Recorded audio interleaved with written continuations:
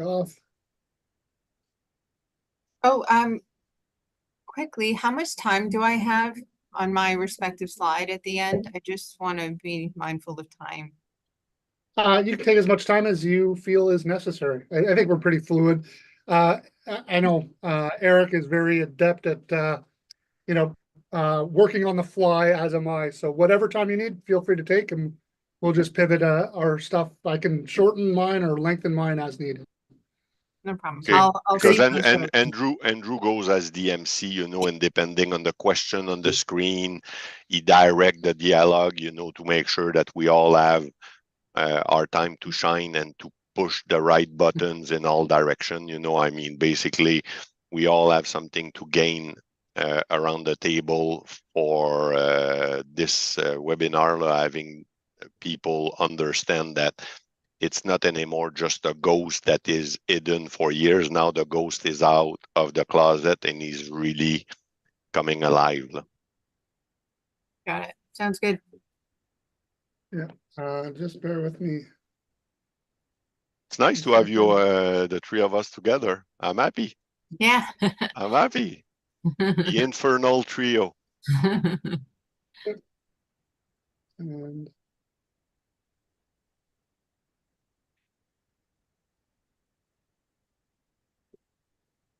okay, let's hope I can now share my screen, because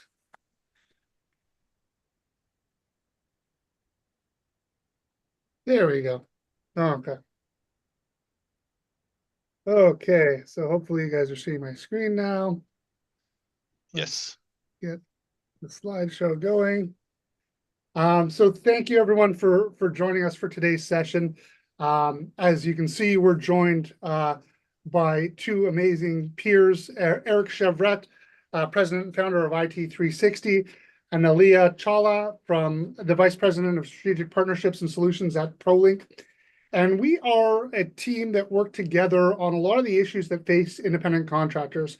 All three of us are members of the NACCB, which is the National Association of Computer Consulting Businesses, which is a group of staffing agencies who are working and do a lot of lobbying with the government to fight for rights of independent contractors and staffing agencies to resolve issues such as the one we're going to talk about today, which is PSB risk. And I wish this was the first time we had dealt with this particular issue. Unfortunately, it is not. We have been through this issue a few times. Last time was, I think, about 5 or 6 years ago. Is that correct, Eric? When Yes. They had another special project, and we had tremendous success.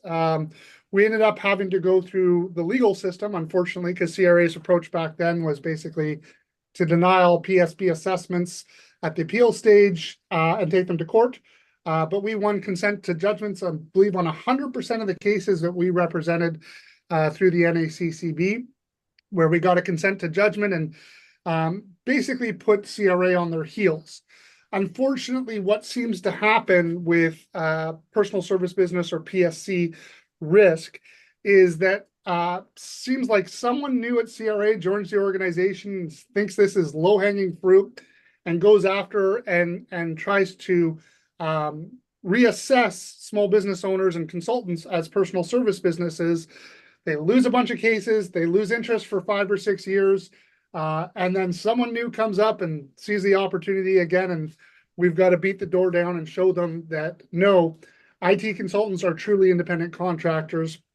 And that's where we're at today. We're going to talk to you about avoiding personal service business, sometimes referred to as personal service corporation risk.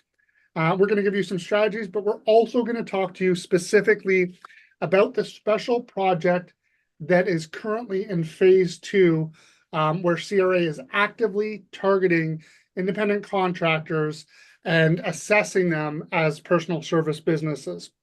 So a little background on myself. My name is Andrew Wall. I'm the managing founder of CPA for IT.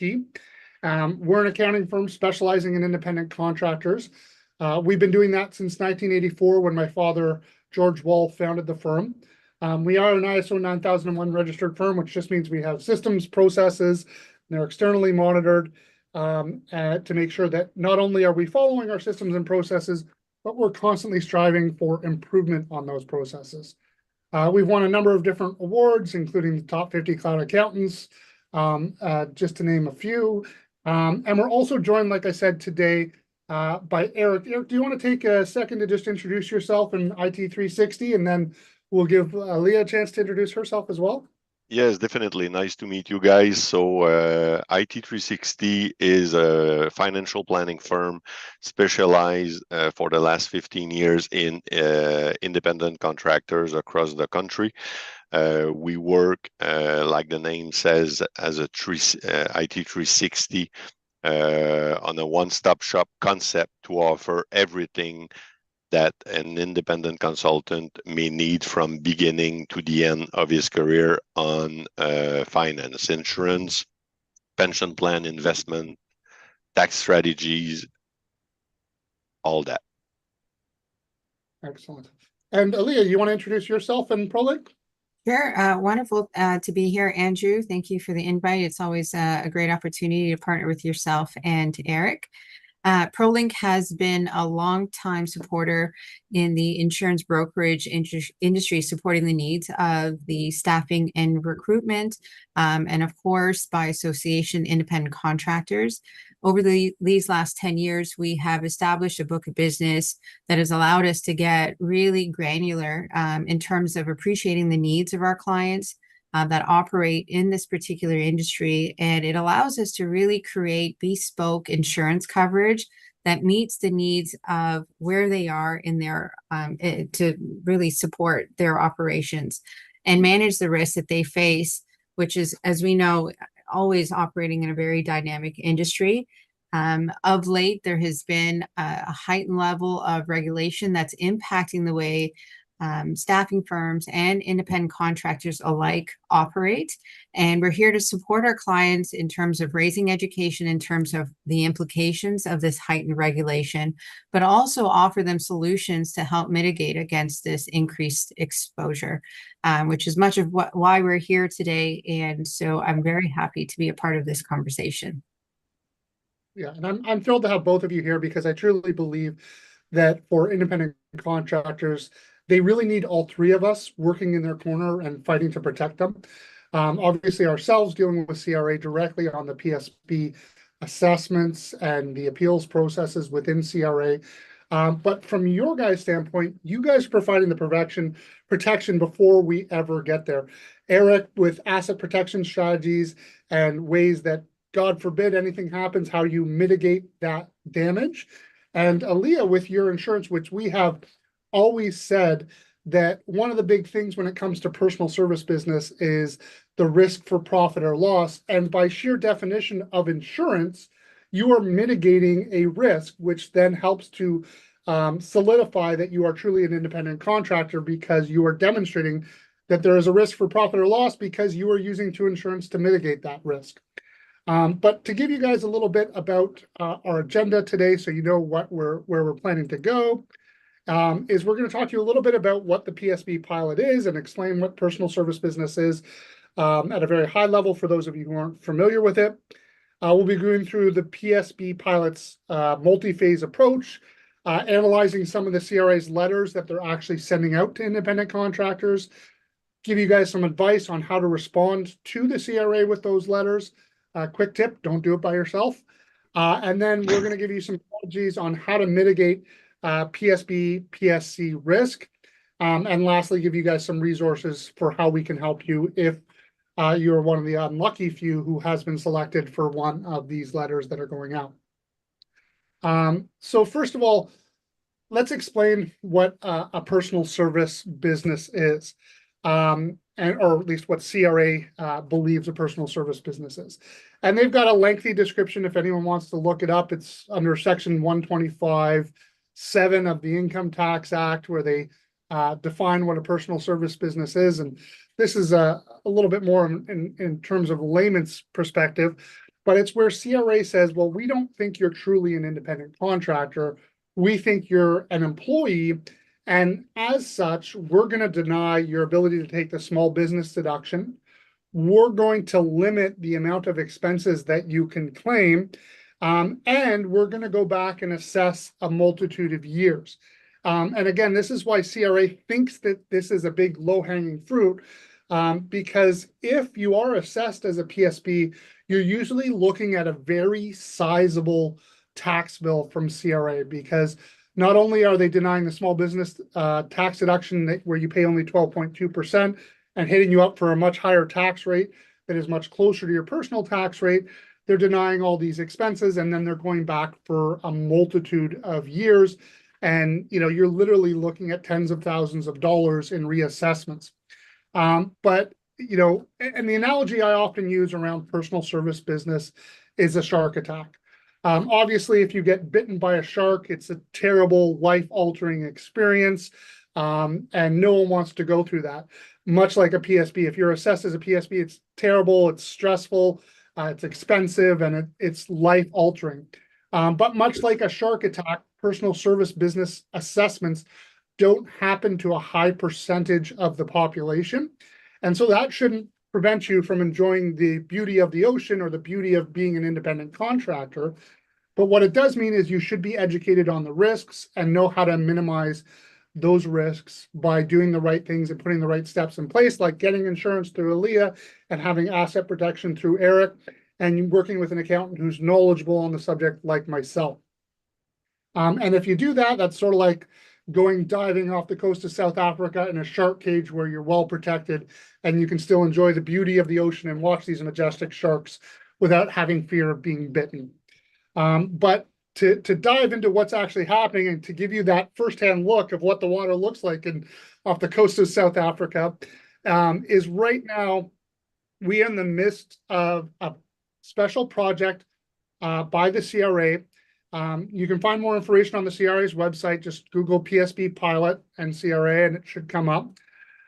Phase one, which is now complete, CRA was identifying companies which they claim are hiring personal businesses or who are personal businesses, personal service businesses, I'm sorry. Andrew, and the timeline. Sorry, Yes? did you want to update the slide deck? Because I think it would be beneficial for them to see the specific slide that you're speaking to. Is it not moving forward? No. What slide are you guys? We are only at we are. What the? Okay. Oh, there we are. I think I paused. Oh, now it's good. I was moving through slides, I swear, but apparently I was the only one seeing them. My apologies for that. Let me so I'll share with you guys. These were the slides, but so yeah, so this is the special project that they're going through. And CRA is claiming that approximately 10% of companies are hiring personal service businesses. And now they're into phase two of the special project, where they're identifying companies such as independent contractors, which they believe are personal service businesses. And this timeline is from October 23 to the fall of 24. To be honest, we didn't see letters until relatively recently. And they're currently going through a list of about 2,100 corporations that they believe are potential personal service businesses. And the first phase of that, of phase two, was to send out a voluntary PSP disclosure letter. So they're sending these letters out to the 2,100 corporations. And basically the letter asks the contractor to voluntarily disclose if they are a personal service business. So they're hoping at this point that people are going to raise up their hand and say, yes, I think I'm a personal service business. And they're playing on fear and trying to get people to hold up their hand and claim that they are a personal service business. And I know that within the independent contractor community, there is a spectrum of people from aggressive to conservative, but there are quite a few people who have a natural fear of CRA and want to make sure that they're doing everything right and dotting their I's and crossing their T's. So they will raise up their hand and say, yep, sure, fine, reassess me, I'll pay the tax, I just don't want to be in trouble. And what we want to encourage you to do is to not be the person who does that, and to know and understand the rules around personal service business so that you can recognize that you truly are an independent contractor. And I know that this can be complicated and a little bit overwhelming. And that's why you want to work with professionals like the three of us who have dealt with this hundreds, if not thousands of times. We know and understand the issues. We're happy to work with you and look at your individual situation and identify areas of opportunity, like where maybe you could do a little bit better of cleaning up and tidying up your business to make yourself look and act more like an independent contractor, as well as to highlight those areas that you're doing a great job and where we think you're really nailing it as far as being an independent contractor. But this is the exact letter that they're sending out. And you can see here, it says, if you are an incorporated employee and your corporation is operating as a PSB, your tax obligations are different than any other corporations. A PSB is not eligible for the general tax rate reduction or the small business deduction, which allow other corporations to reduce their tax rates. As a result, a PSB is subject to the additional full federal and provincial tax rates on all taxable income, plus an additional 5%. So that penalty is quite significant if you do choose to raise up your hand and say, I am an independent or I am a personal service business. Here on the second page of the letter, it does say, if you think you are operating as a PSB and you would like to correct the amount you reported, you can request a reassessment. For more information on how to request a reassessment, go to blah, blah, blah, blah, blah, reassessments. I should almost black that out because I don't want people going there and doing that without speaking with a knowledgeable professional. And in fact, there are very, very few people who should actually be raising up their hand and saying, in fact, I would argue no one should be raising up their hand and saying, I am a personal service business. You should be making it CRA's job to prove, if they believe you are a PSB, to prove that you are a PSB. Now, if that were the only letter from CRA, there wouldn't really be all that much to worry about, because that's just a fishing exercise. Unfortunately, that's not the only letter that CRA is sending out as part of this special project. They are also sending out a letter, which is a follow-up letter to the original letter, that's sent to regular independent contractors. And this letter goes a step further to cast suspicion that they believe the independent contractor is a personal service business. And now they want to discuss this with you over the phone. And again, here's an example of what that letter looks like. So our records show that you may be operating as a personal service business for the period under review. Generally, you are operating as PSB if you would be an employee of the payer if you were not incorporated. So, but for the corporation, you would be reasonably regarded as an employee of the corporation. And again, with the definition of a PSB that CRA lays out, the Income Tax Act, the only way you can really prove definitively that you are not a personal service business is to have more than 5 full-time employees, which very few small businesses actually have. The good news is there are other strategies that you can take into place to help protect you, which we'll be going through as well today.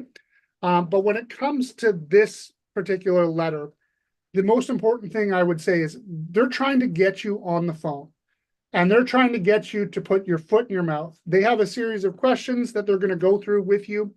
And a lot around some of the things that we're going to talk about today.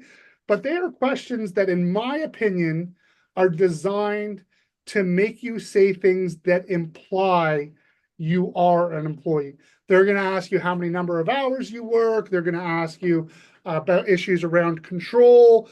And if you have the right language, you can answer those questions without a problem. Now, what I would always strongly recommend, and what we did in the first case that we had with this, which, by the way, we did win, where they, at the conclusion of the review, they said, no, we believe you are an independent contractor and not a personal service business. But the way we handled it is I got on the phone with the auditor. I got the list of questions that they had. I went back and I wrote a formal written response.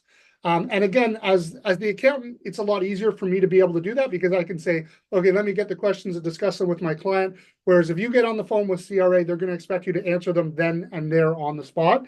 And they were definitely trying to pressure me to answer those questions. But being well-versed in this, I knew I didn't have to do that.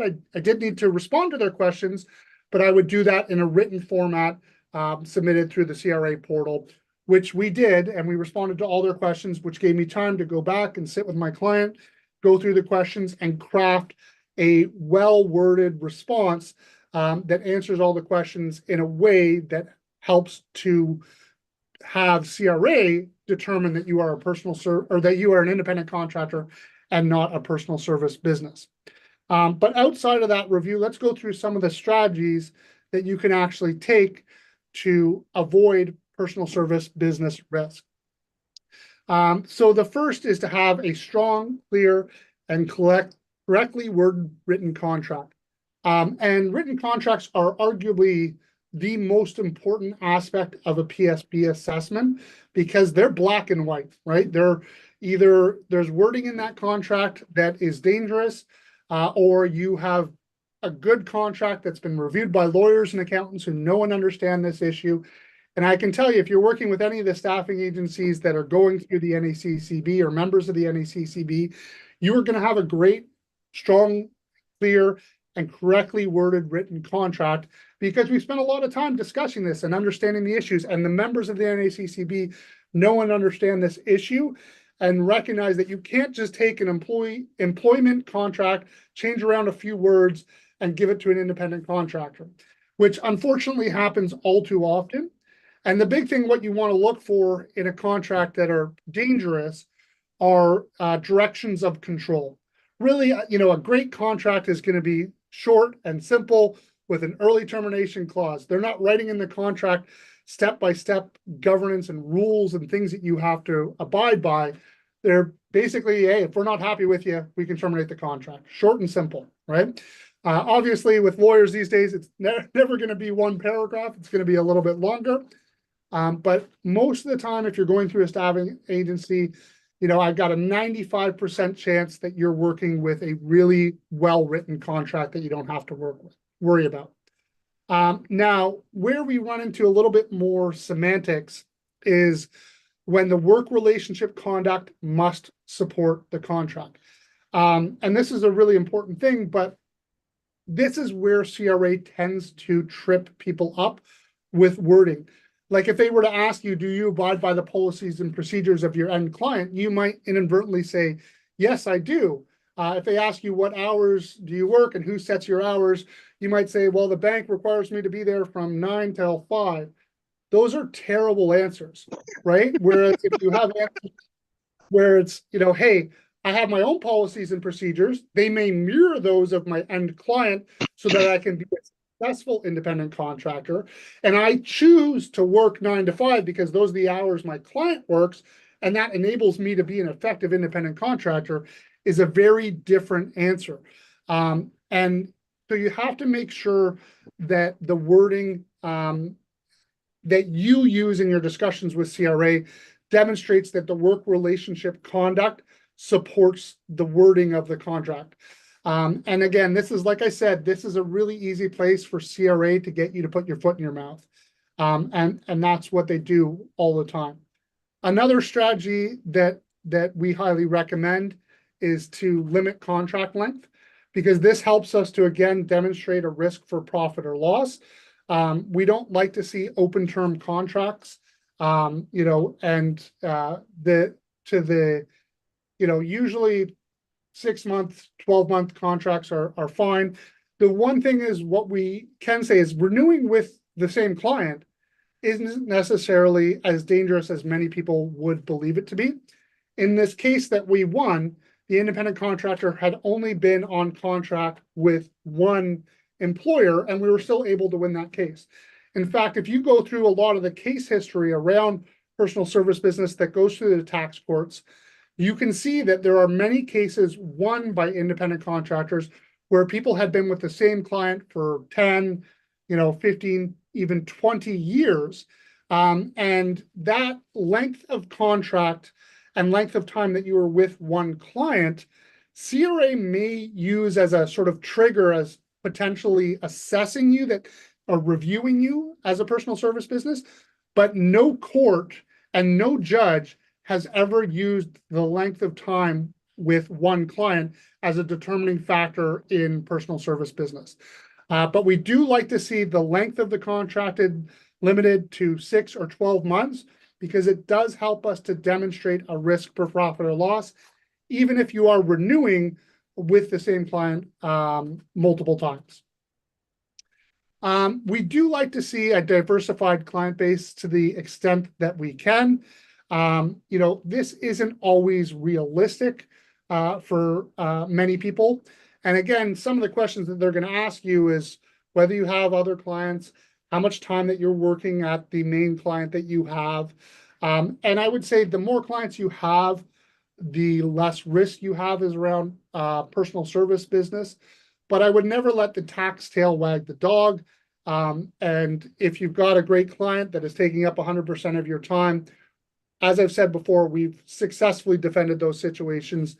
But of course, the more that you can diversify your client base, working on multiple contracts around multiple end clients, that is great from a personal service business.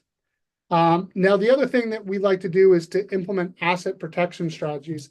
And these are strategies that Eric is really, truly an expert on. And I'm going to let him share some of his thoughts on asset protection as well. But the strategy here is that, God forbid, you are assessed as a personal service business. How are we going to minimize the amount of money that CRA can come after?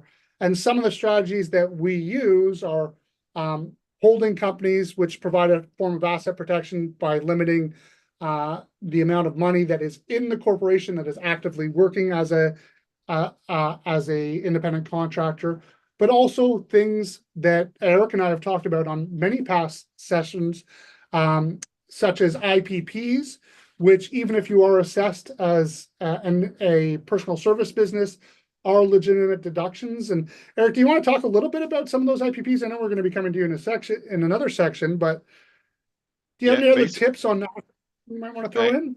Yeah, basically the EPP is CRA registered. Okay, so the fact that your corporation create for you as a shareholder a pension plan as a tax deduction registered with CRA is something that I really encourage. The other thing is we've seen for the past 6 years what they're after. Money accumulating in a corporation. Okay, they first came with passive income in 2018. And now, not long ago in June, they came with the increased capital gain tax. Okay, so this is where they have their focus. Tax the fact that you can accumulate money in the corp. So all strategies that we've discussed in the past webinars, either using insurance to pull money out of the corporation or use an EPP, an executive pension plan, to pull money out of the corporation into a pension plan registered by CRA, will limit the amount of money that you will accumulate in the corp, diminish the amount of taxes that you're going to pay today, tomorrow, and at retirement, and is a great way to protect you in a sense. Okay. Yeah, absolutely. And these are just strategies that are helpful from tax mitigation as well as asset protection. So there's lots of things that you can cover there as well. But again, really want to speak with a professional, whether there's a financial wealth management like Eric or an accountant like myself, or both of us, as well as actually Alliya as well too, because insurance products are another great asset protection tool. So it's really, like I said at the very beginning, bringing all three of us in to work to have your back as an independent contractor and protect you. Now, one of the other things that, again, is an area where CRA is looking to get you to put your foot in your mouth is to control your work. And your employer is allowed, or sorry, your employer. Rewind. Backspace delete. Yeah. Your end client is allowed to control the outcome of the project, but they're not allowed to exert control over your processes to get that process completed. And the analogy we use here is a painter who comes and works in your house. No one doubts that a painter is an independent contractor. And you might say, hey, I want this wall white. I want that wall gray, paint the ceilings, but you're not going to tell him whether he should be cutting in the corners or he should be taping them. How he controls the process is up to him, but you absolutely control the outcome of what that process looks like. And again, the reason that this is so important is because this is where CRA is able to use language to trick you into saying the wrong thing. And so this is one area where you really want to make sure if there's any questions around control of your work, that you're working with a knowledgeable professional to answer those questions, and you're not just riffing off the cuff with a CRA agent. And now the next section is another section that is very important. We talked about briefly, is the importance of liability insurance.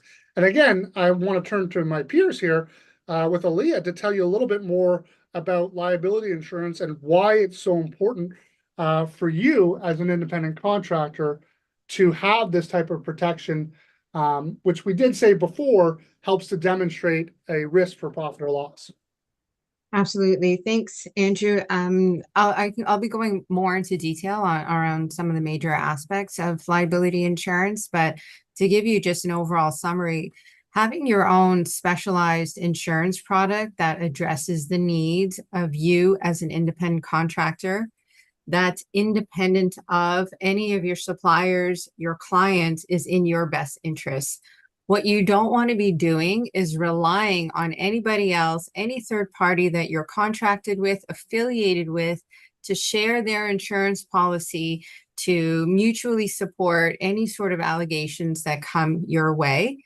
And of course, not to mention the CRA is going to use this or perceive this independent insurance that you have for you as a incorporated or sole proprietor company as evidence that you are truly independent of your clients and your firms, and that you're not an employee. And of course, this is all to support your ability to maintain your tax status as an independent contractor, which is far more economical than the alternative.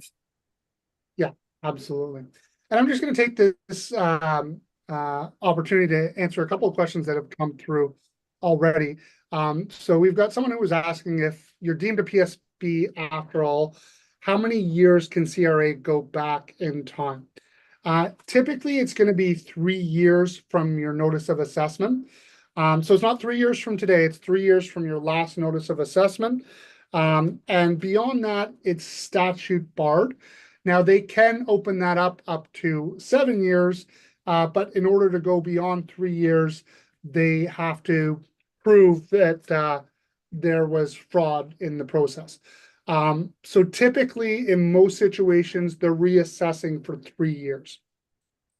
Another question we have here is someone who is based out of Alberta, does CPA or IT provide incorporation and tax filing services? Yes, we do. We cover everywhere in the country except, unfortunately, Quebec. Hopefully but we do have partners. Eric has another accounting firm in Quebec that can handle that as well. Yes. But we ourselves, unfortunately, do not do that. And then, sorry, just want to mark those as cleared and go back to our slide, which is, next slide was to build a professional profile. And this is really important from our standpoint. I don't know why my slide keeps disappearing on me. Because this is one of the first things that CRA is going to look up. If you don't think that they're social stalking you when they go through a PSB assessment, you are wrong. First place that they're going is LinkedIn to make sure that your LinkedIn profile supports that you're an independent contractor. And we have seen people who might say, I'm a developer, I'm a project manager at XYZ. No, you're an independent contractor on contract at XYZ. So you want to make sure that that professional profile supports that. Ideally, you have a website and you have business cards and you have all those things in place. And the more you look and act like a business, the more that you will be treated like a business. In one situation, we did have an audit years and years ago back in the days when we used to have physical offices that people came into. And we had an auditor come in, and he walks into the room, and our client stood up and handed him a business card with the end client's name on it and their name on it, which was not a very good look. Now, believe it or not, we were able to still win that case, but it took a lot of backpedaling, and it was not a great situation. And to that end, we also say that your company name should reflect your service. And we don't like numbered companies because we think those are great for holding companies, but businesses don't tend to do business with numbered companies. And again, this is just helping you to look and act like a business. The more you look and act like a business, the more that you will be treated by CRA as a business. And on that note, we've got a couple more questions coming through here, which I'll try and answer now. Would not most dentists, lawyers, and doctors fall under the same PSB category? Why does CRA seem to go mostly after IT professionals? Well, the difference between at least dentists and lawyers is many of them do have more than 5 employees, which means you're not a PSB by definition there. They also have a lot more clients, but they could theoretically go after all those people, but they don't tend to. Just like they don't tend to go after engineers as much. Now they do, but you see an engineer who works on a bridge and he works on building that bridge for 6 or 7 years. You don't have CRA typically coming up and assessing them as a PSB.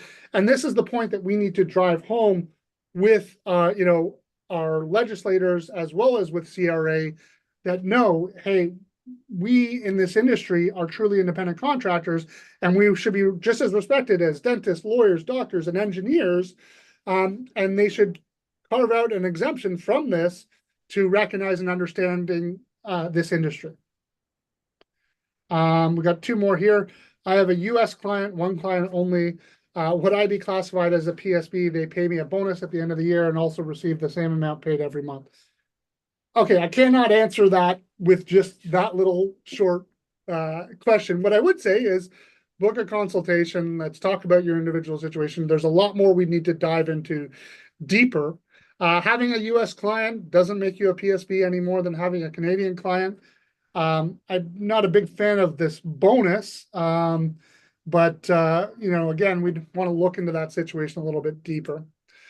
And then we've got another one coming through from YouTube. Does my audit insurance from CPA for IT cover talking to CRA on this matter? Yes, it does. And so that's one of the things we do have is audit representation protection, and that is this PSB audit is covered by that as well. And now we were going to talk, I guess, Alliya, this slide is for you. You're going to have to tell me where we want to go as far as the speed at which you want me to pull up the bullet points. But this is probably should have been moved. I apologize. We had some last minute configuration of those slides. This should have been under our other slide on the importance of liability insurance, but we'll hit those key points here. Where Alliya, do you want to share why ICs and independent contractors should buy insurance? Yeah, absolutely. Thank you, Andrew. So there are a number of reasons. The CRA, as we all can see and appreciate now, has an ever-growing list on different ways they may consider you an employee versus an independent contractor, which ultimately puts a greater onus on independent contractors to prove they are in fact self-employed. Having independent contractor insurance helps you offer another resource to show and document why, in fact, you are separated from your client and from your staffing firm. The insurance ultimately will be in your name, which allows you to manage that asset in any which way you desire that doesn't require any authority, approval, direction, agreement from anybody else, any other party, which really insulates the fact that you are working independent of anybody else, any other party. Another big reason is by having insurance that names you personally as that policy holder, it ultimately substantiates that you are in fact independent. It in case there is an allegation or a claim where it names you as well as your client or your staffing firm, you ultimately do not need to share this policy with anybody else, and ultimately can use those funds and proceeds to defend against any allegations that you are named on. Also, by showing proof of insurance for professional liability, as well as commercial general liability to potential clients, this will ultimately make independent contractors far more hireable and attractive in the eyes of your staffing firms and clients.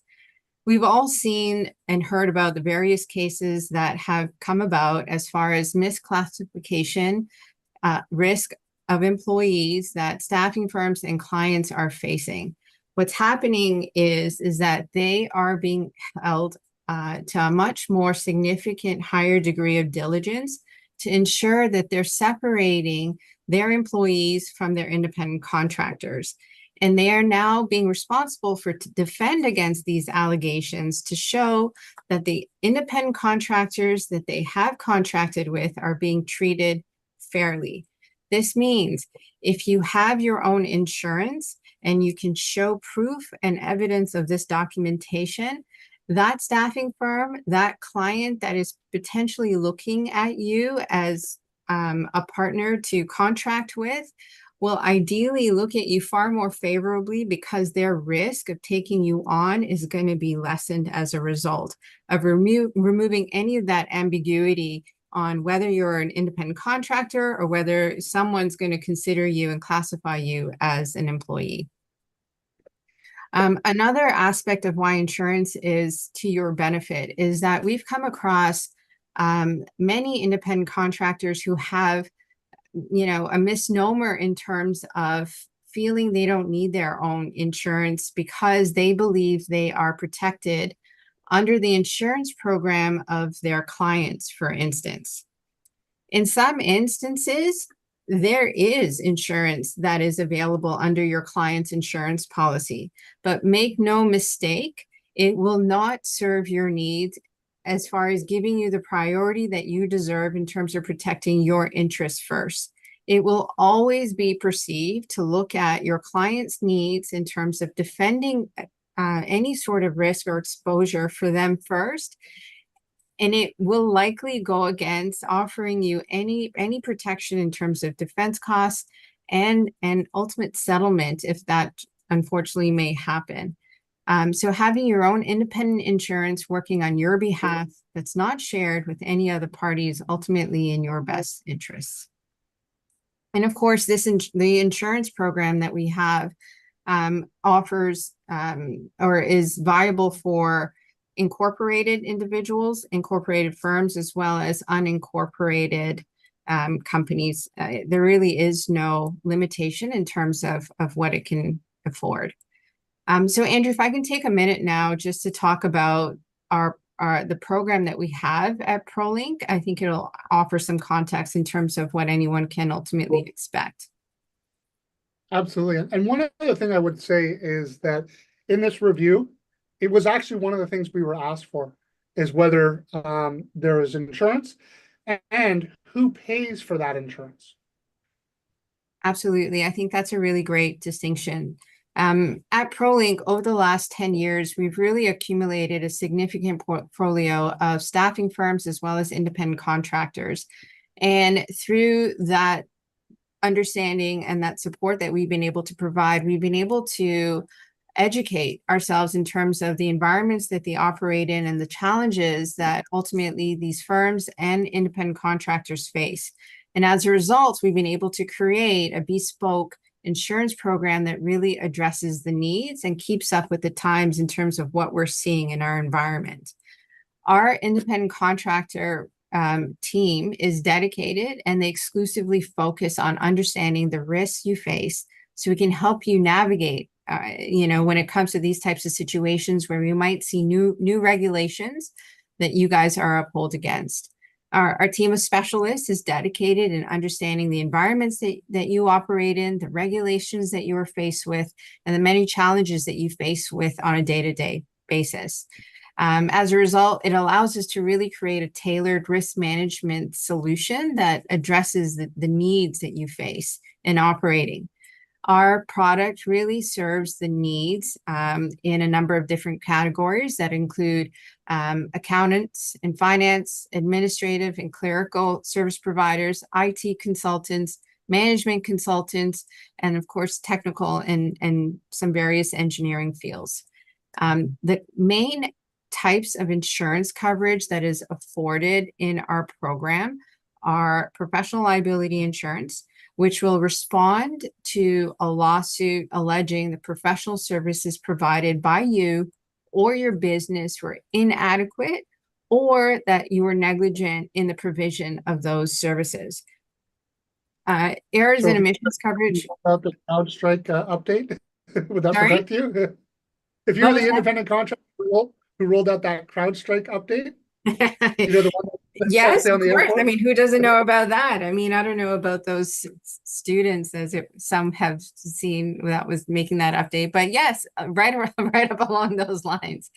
And it's important to note too that, you know, whether or not you're actually guilty is it doesn't preclude a firm to come against you. And it doesn't protect your balance sheet either, because ultimately you are expected to defend. So whether you're guilty or not, you're still responsible to defend those allegations. And we all know defense costs, lawyers, forgive me if there's anyone on the call, are very expensive. And as a business, as an independent contractor, we don't have limitless bank accounts to support any of these allegations. So having a dedicated insurance policy that can range anywhere from 1 to 5 million in limits is going to be considered a huge asset that you will own and control. The other component of our insurance coverage really is around commercial general liability insurance, which essentially covers against any third-party injuries, as well as property damages resulting from your activities.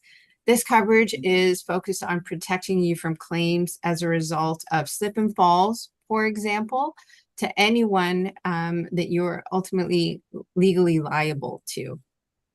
The purchase of this program is quite flexible in that it can provide you a policy timeframe for as little as 1 week, depending on what your terms of contract are, up to 18 months. And in the midst of your policy period, if things need to be extended, it's easily done by endorsement, as well as you need to shorten your policy and cancel midterm as a result of early completion. All of that can be managed swiftly and easily. And of course, we have an online portal to make it seamless. It takes minutes to complete an application.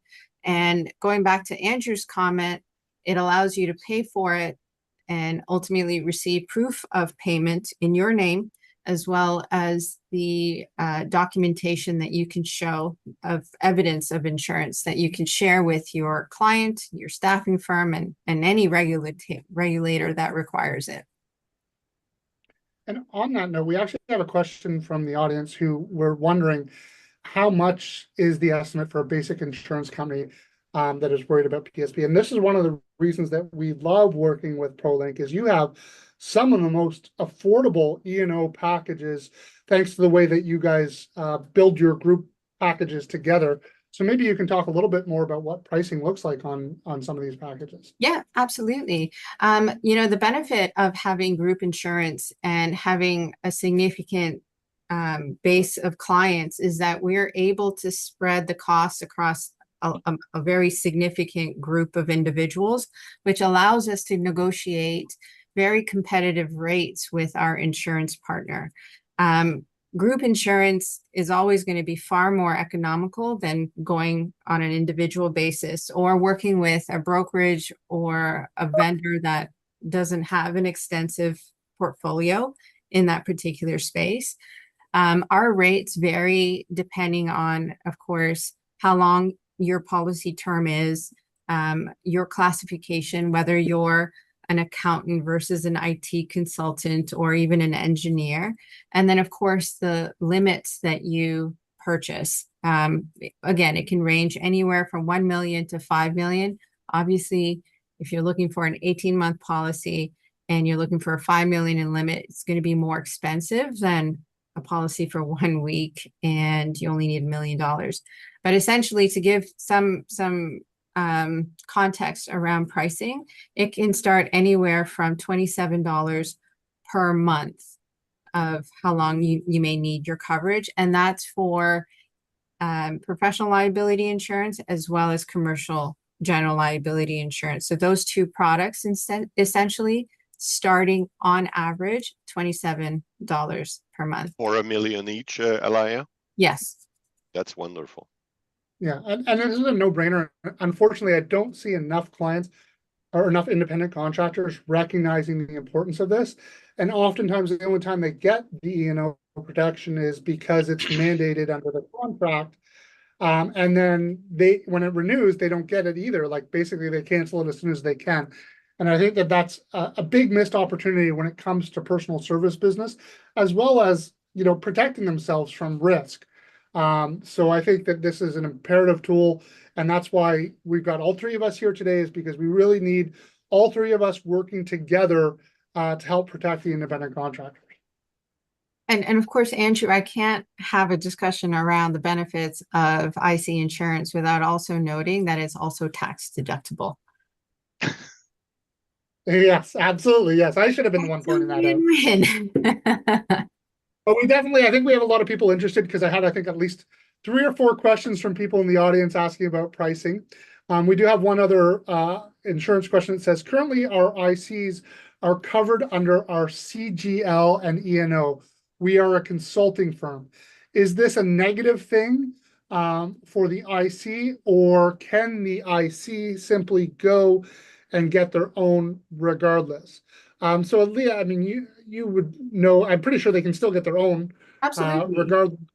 Yeah. Absolutely. But as a consulting firm, it's not a bad thing to have that extension where you can say, RICs are also covered while they're working on placement for us. That's an absolute positive thing for the consulting firm. For an IC, however, that's not enough. And they can still go independently and procure their own insurance for themselves in the same fashion. And whether or not they're covered through the consulting firm or not, it doesn't prevent them from obtaining their own insurance in their own name. And Alliya, to add to that, when there's an audit, they don't ask, is the firm placing you as insurance? They say, do you have your own coverage? Okay, so I mean, you talk about the risk of a lawsuit and things like that, but the risk of a CRA audit, the question they ask very clearly is, do you have coverage for your business? And who pays for it? Yeah, exactly. Yeah. Very important. We do have a couple other questions on insurance here where we said, so should the insurance company be purchased by the employee at their cost? Well, not the employee, the independent contractor, or purchased by the employee's corporation. So this is for independent contractors. It should be in my opinion, it should be the independent contractor who pays for it. That definitely helps more with the PSB. And we have another question here who says, I also have 2 part-time employees. How can I include them in my company's PROLINK insurance? So I guess, Alliya, that's for yourself. Yeah, I'm happy to take that on. This can be confirmed by your account manager as well, but our definition within your staffing firm insurance policy through us should extend coverage to part-time employees as well. They don't need to be added specifically, if that's my understanding of your question. Our definition of employees would also extend to part-time. Excellent.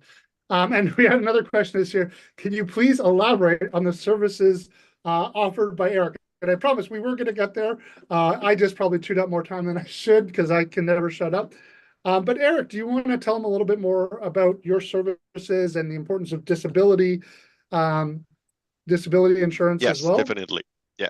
So another question that we've seen from auditors when they come in a case is, do you have any type of salary replacement insurance, what we call in our jargon, insurance guys, disability coverage?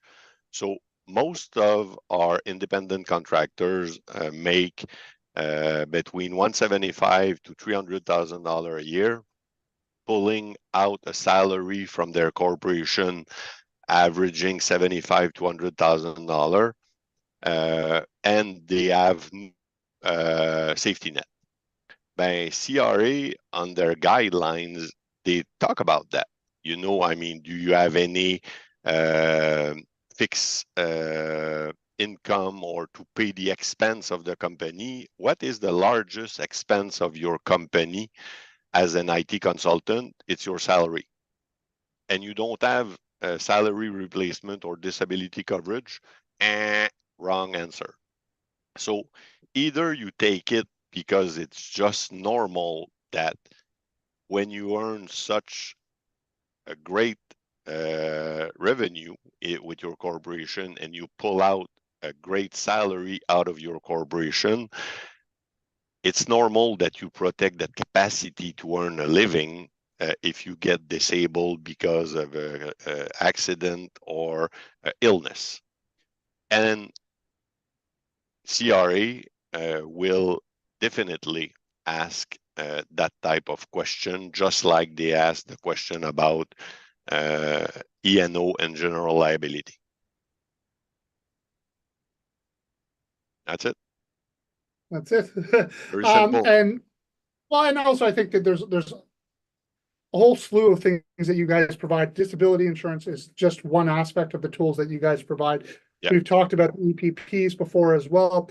And really what Eric does is he's a wealth manager. He's going to come in and help you structure your corporation to make sure that you're mitigating risks as far as asset protection, that you've got protection, you're protecting the downside, whether it's disability insurance or EPPs or whatever the case might be, to make sure that we're minimizing the risk whenever and wherever possible.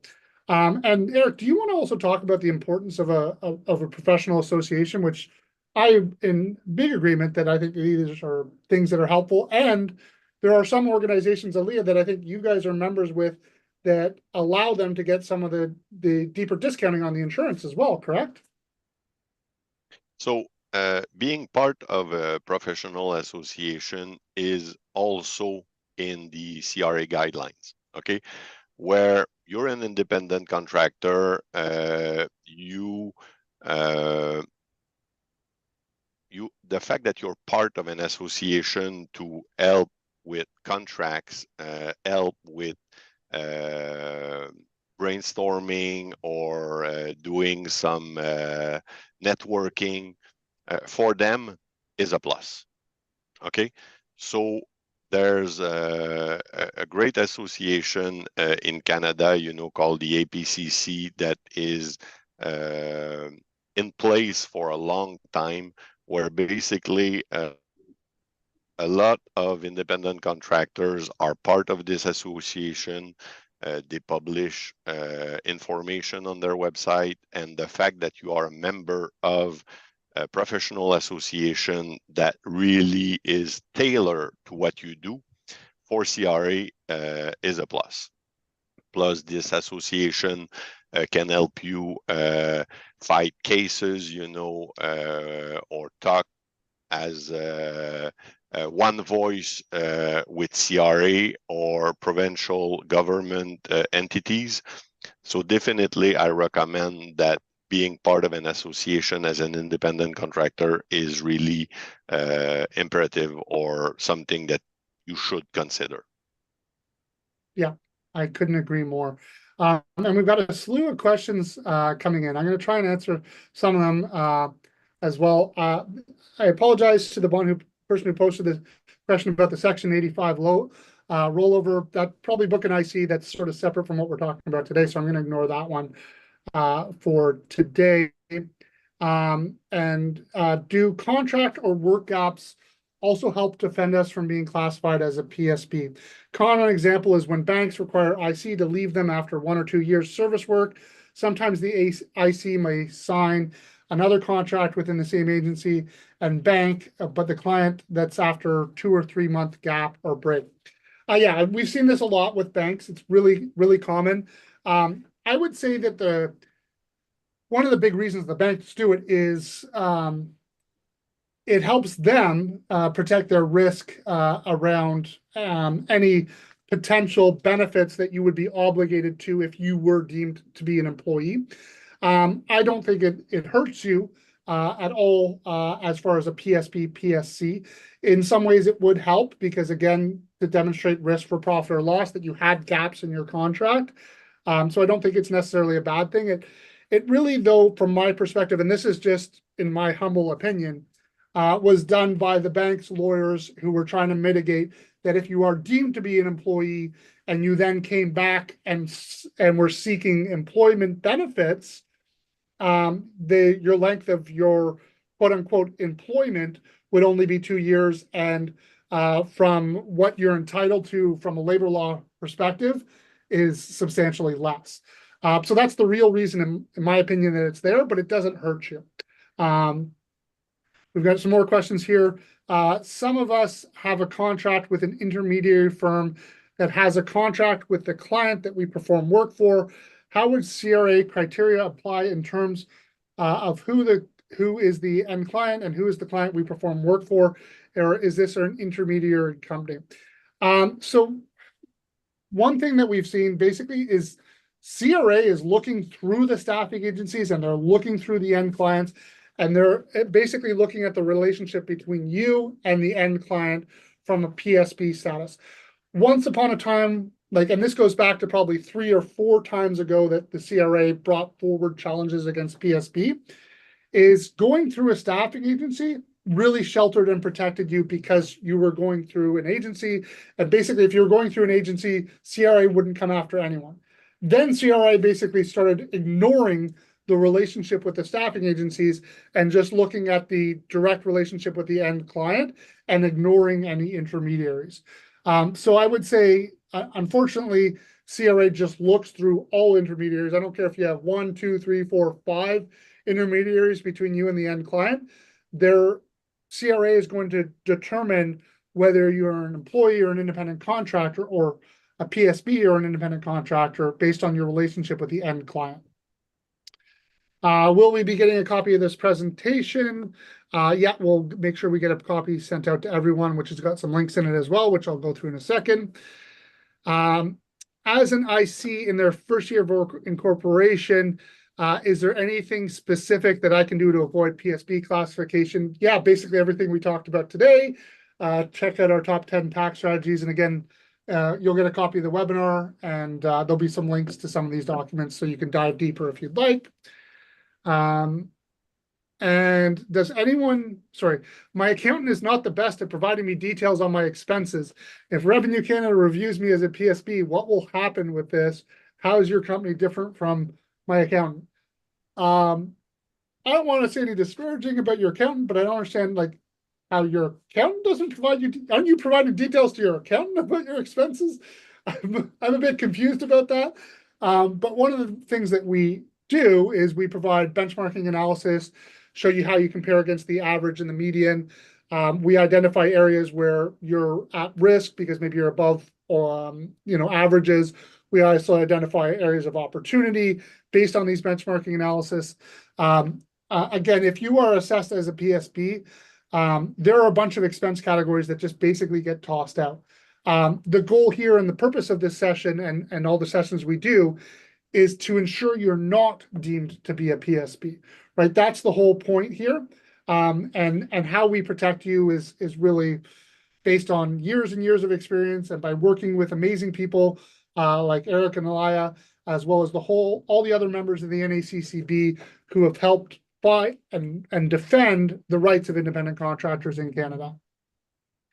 Does anyone in the group review subcontractor agreements in Ontario for IT consulting firms. We are ready to have our labor law firm review, but thinking this group may have more specific experience in this area.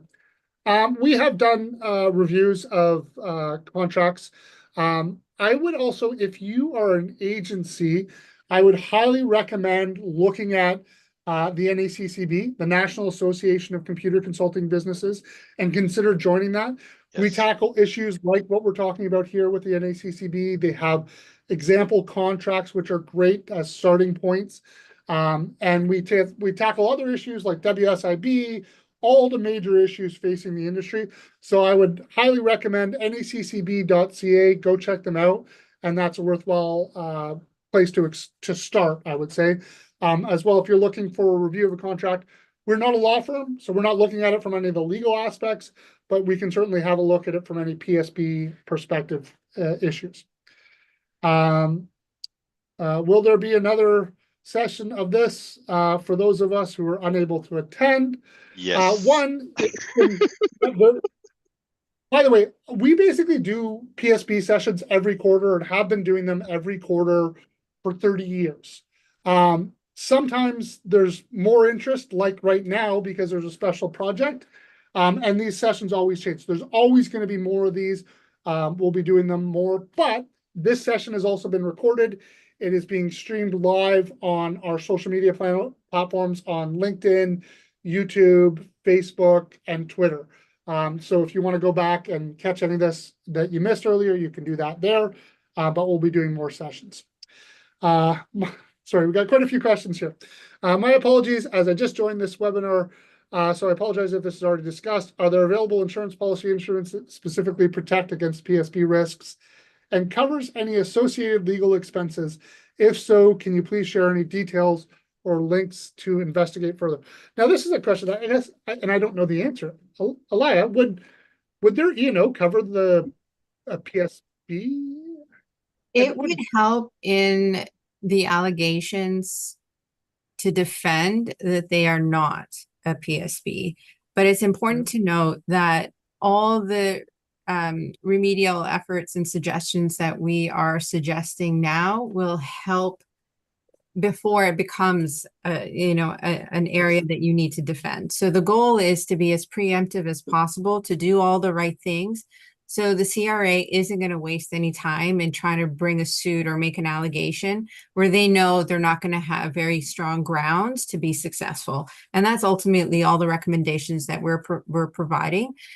But ultimately, if you do have an insurance policy and there is any sort of allegations that you're acting in a way that is in contradiction to an IC, that insurance policy can be used as a mechanism to support against it. I will need to just double check to ensure if there's specific clauses that will respond specifically to a PSB claim in terms of defense. So leave that with me, and I'll circle back with Andrew to provide confirmation one way or the other. Yeah, and I apologize. I know we run a little bit long. Alliya and Eric, are you okay to take a few more minutes just to answer the rest of these questions? We got a few more. Yeah. And I have an offer for the viewer also, Andrew, so that's good. Oh, very kind of you. Yeah. So stick around if you can, viewers, and if not, you can come and check out the live. So being part of Project Management Institute as PMP helps. I would say it helps, but it's a little bit different than what we're talking about with the professional organization like APCC, but it does definitely help. That goes to ownership of tools, which is another area. Back in the day, it used to mean like your computer and your laptop, which now there's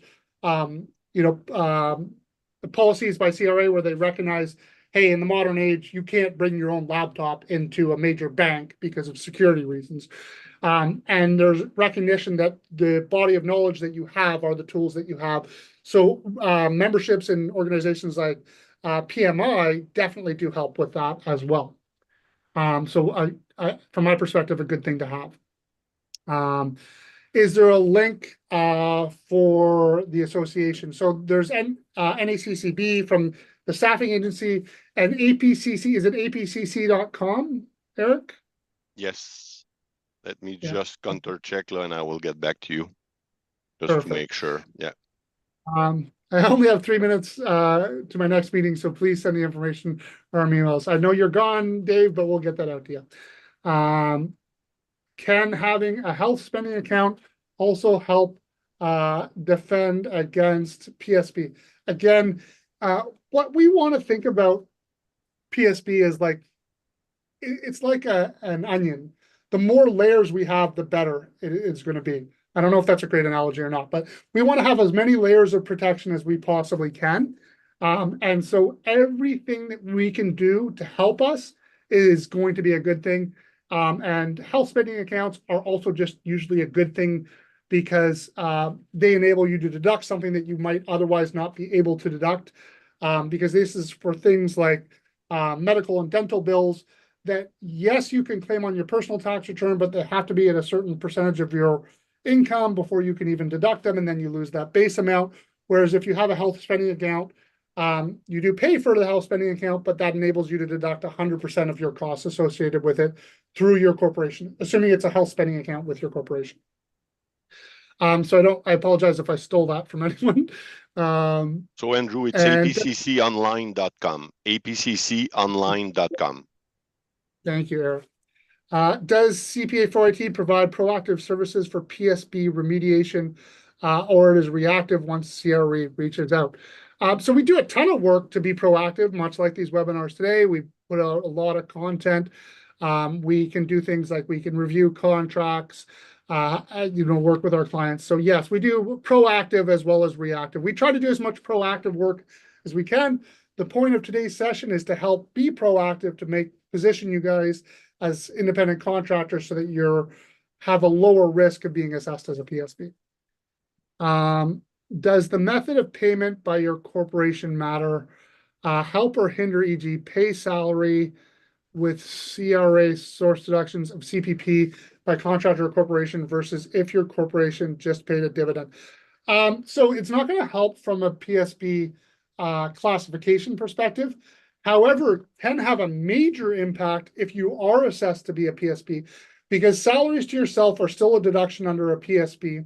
A dividend is still a dividend as a PSB, but the difference is that if you are a PSB, the tax rate for the corporation is, as we said, it's the general rate plus 5%. So you're looking at 43% versus 12.2%. So the reason most people are doing a dividend is because it's the same as a salary, because you're getting a dividend tax credit that's equivalent to the 12.2. If you do a dividend and you're assessed as a PSB, you've now paid a lot more tax in the corporation on the monies that you have issued as a dividend. Another reason why I'm an advocate for a salary, but we do a whole seminar on salary versus dividend, and Eric and I talk about that a lot. So come check out some of those past ones. But it doesn't affect whether you will be assessed as a PSB, but if you are assessed, it can impact the amount of damages. In the future, if you're not my accountant, do you offer representative services for my company if I were to ask you for a PSB interview? Yes, we do.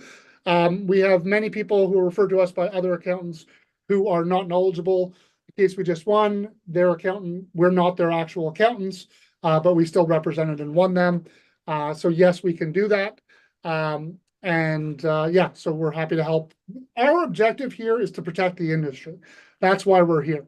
Now, we don't do it, if we're going to represent someone, there is going to be a charge for that. Whereas if you were a client of ours and you had our audit representation protection, as someone asked earlier, it would be included and covered free of charge. Mel, it's a client of ours. Does CRA go after other types of trading investment corps? Not really. Like if you're looking at holding companies, they're not looking at holding companies. That's not really an issue, Mal. You're good there. What are your thoughts on the need to get WSIB coverage? I like it. Again, I don't know, Eric or Alliya, if you have any personal thoughts on WSIB, because I know technically a lot of white collar jobs are exempt, but it's also relatively inexpensive for independent contractors. I'm not against it, but I don't know if you guys have any personal thoughts as to whether they should apply for the exemption or just pay it. Yeah, me, I'm an advocate of waive it the more. and go, yeah, waive it and you go with a real disability insurance that will cover you even if you do have a ski accident, or you hurt yourself at the work site, or you have cancer and you cannot perform your contract. It's a lot more robust and a lot better Yeah, for you at the end of the day, you know. Yeah, I would only say WSIB in addition to, not instead of. No, Right. no, You know. yeah. How do we contact the three of you if we'd like to explore your services? So for us, CPA4IT.ca, and we'll give you some more information in the slideshow in a second. Eric, for yourself, best way to reach you? IT360 Financial, very easy. You know, you're going to see the website very easily. Yeah, we're easy to And find. we'll send out contact information as a follow-up. And Alliya, I guess, are you going to answer that in text? Yeah, Type, or I'm just doing that right now. what is the She's charge quick. for She's representation? quick. Yeah. So if we're working on you in a representation for a review, if you're not, we're not your accountant, it's based on the amount of time that we spent. You're probably looking at somewhere in $1,000 to $1,500 range, but it depends on how much time is spent on the issue. I usually have two clients, one major and one 10 to 20% of total revenue every year. But 1 year, due to the economy situation, I couldn't have two clients. Would it matter? Again, it's like I said, that those layers. So you didn't have that extra layer of protection in that 1 year. In and of itself, having the second client isn't going to automatically make you an independent contractor. It's just another layer of protection, right? Because they're looking at, there's 4 common tests that they're going to go through. Independence is one of them, and having multiple clients does help from the independence perspective. Okay, we got through all of them. And there were a couple more slideshows. So some of the free resources that we have for independent contractors include our audit representation protection, our personal service business protection, as well. You know, we've been doing this, like I said, for a while. We've fought and won many cases. And out of those, over those years, we've built up a number of tools. They're going to be linked into this PowerPoint, which we will send out to all registered attendees. So we'll be sending all this out, which include our top 10 strategies to reduce PSB, everything you need to know, protecting your business from being classified as a PSB, more information on CRA's PSB pilot, the difference between an employee and an independent contractor, and our free PSB risk assessment. So that's everything from our end. Eric, you said you had a special offer for everyone. Do you want to tell us a little bit about what that special offer is? Yes, some of you know that I've been working on a book called the Wealth Algorithm and IT Guide for Independent Consultant, you know, in Canada. So it just came out. So for everyone online, or everyone that did registered for the webinar, I will give a free copy of the book to all of you guys. So thank you for participating. Thank you for taking the time to learn about how you can protect your business and team up with the proper advisors to help you in your endeavor. So yes, a free gift from Mr. Chevrette at IT360 called the Wealth Algorithm for IT consultants. So I'm really happy. Very generous. And we'll make sure that we do a follow-up email to all the registered attendees with that, as well as all the contact information for Eric, Alliya, and myself. And thank you, everyone, for joining us. I apologize for going long. I know I'm long-winded, but there was lots of interest in this session, lots of questions. And again, if we did miss anyone's questions, feel free to go on to our social medias, post them on the social media channels, and we will be responding to those questions that we missed. So again, Eric and Alliya, thank you very much for joining us today. And I apologize for being long-winded and keeping us here longer than expected. Perfect. Thank you so much. Bye, everyone. Thanks, everybody. Bye, everybody. Bye. Bye.